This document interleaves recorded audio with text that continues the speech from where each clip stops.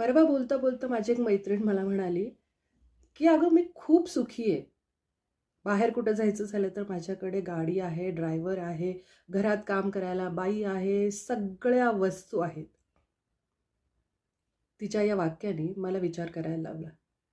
खरंच आपल्यापैकी बरेच जण सुख आणि सोय यामध्ये गफलत करतात. टीव्ही, फ्रिज, गाडी आणि ह्या सगळ्या ज्या वस्तू आहेत, की ज्या आपलं काम सोपं करत आहेत, त्या सगळ्या सोयी आहेत. आणि सुख ही एक मनाची स्थिती आहे. सगळ्या वस्तू असूनही माणूस सुखी असतो का हो? मला वाटतं नाही. आणि काही वेळेस काही नसून सुद्धा माणसं खूप सुखी असतात. बघा, तुम्ही पण सोय आणि सुख याच्यामध्ये गफलत तर करत नाहीये ना?